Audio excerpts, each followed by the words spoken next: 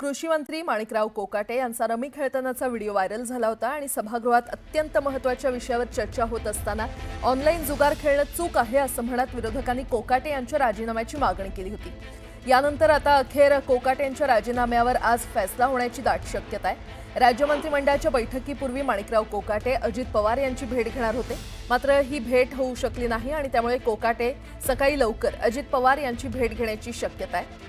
त्यामुळे राज्य मंत्रिमंडळाच्या बैठकीआधी वादग्रस्त वक्तव्य आणि वादात अडकलेल्या मंत्र्यांचा राजीनामा घेतला जातो का याकडे सर्व राज्याचं लक्ष लागलेलं आहे।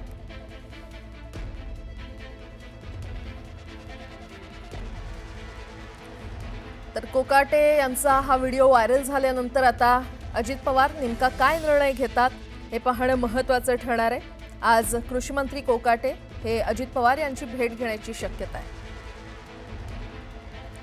सामाजिक न्याय मंत्री संजय शिरसाट हे सुद्धा वादात अडकले होते। शिरसाट यांचा पैशाने भरलेल्या बॅगेसोबतचा व्हिडिओ व्हायरल झाला होता आणि शिरसाट यांच्यावर विट्स हॉटेल मालकी प्रकरण तसंच आयकर विभागाकडून मिळालेली नोटीस आणि एका पैशांनी भरलेल्या बॅगसह व्हिडिओ समोर आल्यानंतर विरोधकांकडून त्यांच्या राजीनाम्याची मागणी जोर धरते आहे। त्यामुळे माणिकराव कोकाटे यांच्या पाठोपाठ संजय शिरसाट यांनाही राजीनामा द्यावा लागतोय का याकडे देखील सगळ्यांचं लक्ष लागलंय।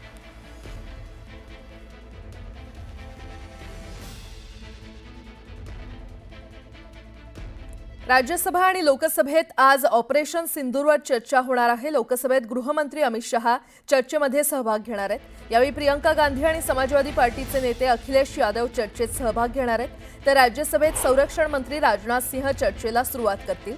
विरोधी पक्षनेते मल्लिकार्जुन खरगे चर्चेला सुरुवात करणार आहेत। काँग्रेसला चर्चेसाठी 2 तासांचा वेळ देण्यात आलेला आहे, तर पंतप्रधान नरेंद्र मोदी देखील उत्तर देण्याची शक्यता आहे। त्यामुळे आजचा दिवस वादळी ठरण्याची शक्यता आहे।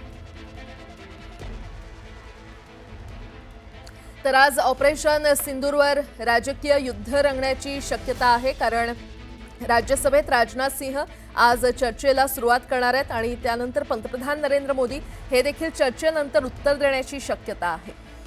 काँग्रेससह सर्व विरोधक हे सरकारला घेण्याच्या तयारीत आज असणार आहेत। त्यामुळे आजचा दिवस वादळी ठरण्याची शक्यता आहे।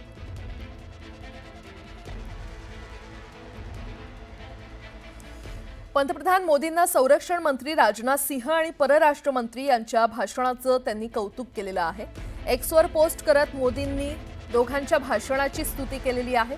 संरक्षण मंत्री राजनाथ सिंह यांनी उत्कृष्ट भाषण केलं, ज्यात त्यांना भारताच्या सुरक्षा यंत्रणेच्या यशाबद्दल आणि ऑपरेशन सिंदूरमधील आपल्या सशस्त्र दलांच्या शौर्याबद्दल सखोल दृष्टिकोन सादर केला असं मोदींनी एक्सवर म्हटलंय। परराष्ट्र मंत्री जयशंकर यांचं भाषणही उत्कृष्ट होतं असं मोदी म्हटलंय।